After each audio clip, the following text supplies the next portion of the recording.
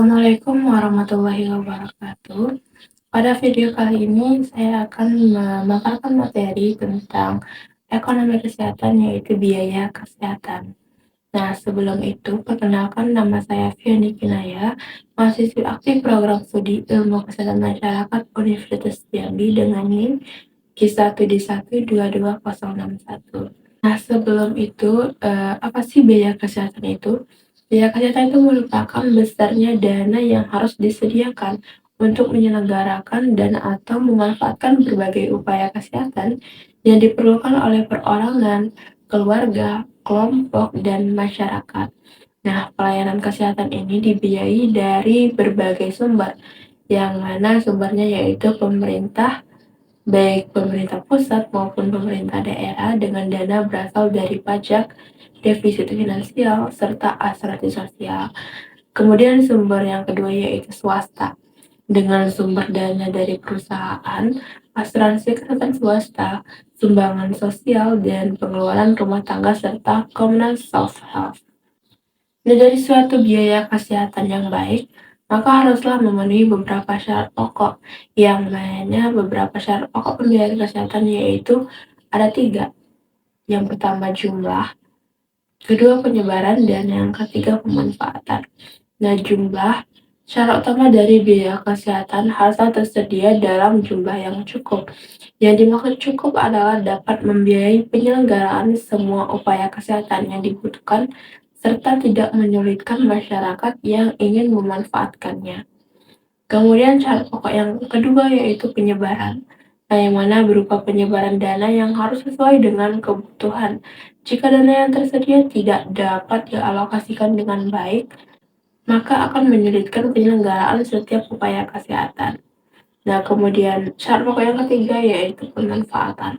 Sekalipun jumlah dan penyebaran dana baik, tetapi jika pemanfaatannya tidak mendapat peran yang optimal, maka akan banyak menimbulkan masalah yang jika berkelanjutan itu maka akan menyulitkan masyarakat yang membutuhkan pelayanan kesehatan. Nah, untuk dapat melaksanakan syarat-syarat pokok yang tadi, maka perlu dilakukan beberapa hal, yaitu yang pertama dengan peningkatan efektivitas. Nah, peningkatan efektivitas dilakukan dengan mengubah penyebaran atau alokasi penggunaan sumber dana. Berdasarkan pengalaman yang dimiliki, maka alokasi tersebut lebih diutamakan pada upaya kesehatan yang menghasilkan dampak yang lebih besar. Misalnya mengutamakan upaya pencegahan, bukan pengobatan penyakit. Kemudian hal yang perlu dilakukan selanjutnya yaitu peningkatan efisiensi. Nah, peningkatan efisiensi dilakukan dengan memperkenalkan berbagai mekanisme pengawasan dan pengendalian. Mekanisme yang dimaksud untuk peningkatan efisiensi yang mana ada standar minimal pelayanan dan kerjasama. Nah, standar minimal pelayanan ini tujuannya adalah menghindari pemborosan. Pada dasarnya ada 2 macam standar minimal yang sering digunakan, yakni standar minimal sarana dan standar minimal tindakan. Nah, standar minimal sarana ini misalnya standar minimal rumah sakit dan standar minimal laboratorium. Kemudian standar minimal tindakan ini misalnya tata cara pengobatan dan perawatan penderita dan daftar obat-obat esensial. Nah, dengan standar minimal pelayanan ini, bukan saja pemborosan dapat dihindari dan demikian akan ditingkatkan efisiensinya, tapi juga sekaligus dapat pula dipakai sebagai pedoman dalam menilai mutu pelayanan. Nah, kemudian mekanisme peningkatan efisiensi yang kedua yaitu kerjasama. Bentuk lain yang diperkenalkan untuk meningkatkan efisiensi ialah memperkenalkan konsep kerjasama antar berbagai sarana pelayanan kesehatan. Terdapat 2 bentuk kerjasama yang dapat dilakukan, yakni kerjasama institusi dan kerjasama sistem. Kerjasama institusi ini misalnya sepakat secara bersama-sama membeli peralatan kedokteran yang mahal dan jarang dipergunakan. Dengan pembelian dan pemakaian bersama ini, dapat dihematkan dana yang tersedia, serta dapat pula dihindari penggunaan peralatan yang rendah, dengan demikian efisiensi juga akan meningkat.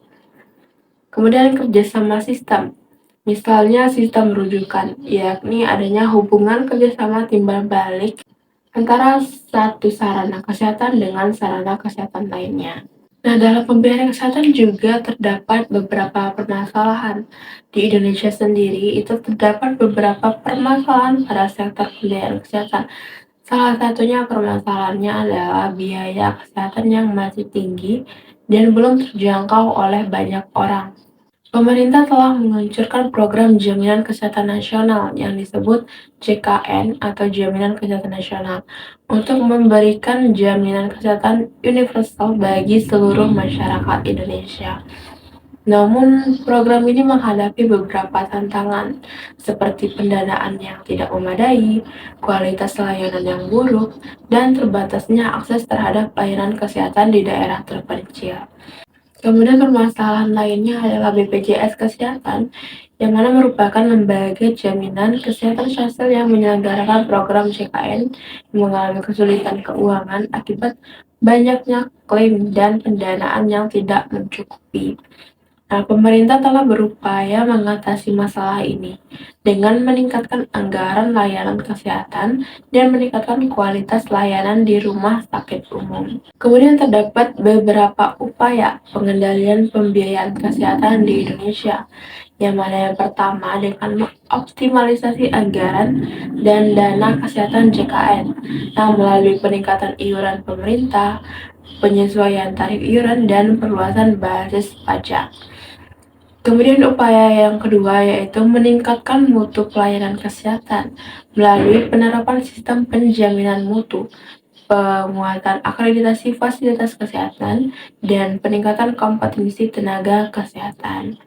Kemudian upaya yang ketiga yaitu mendistribusikan dan membeli obat-obatan dengan mengembangkan formularium nasional, mendorong penggunaan obat generik, dan mendukung industri farmasi lokal. Kemudian upaya yang keempat yaitu mencegah seleksi yang merugikan oleh peserta dan penipuan oleh penyedia layanan kesehatan dengan menerapkan sanksi, melakukan audit, dan meningkatkan sistem informasi. Nah, sekian dari pemaparan materi pada video kali ini. Saya Viani Ginaya pamit undur diri. Terima kasih sudah menonton video ini. Wassalamualaikum warahmatullahi wabarakatuh. You don't even know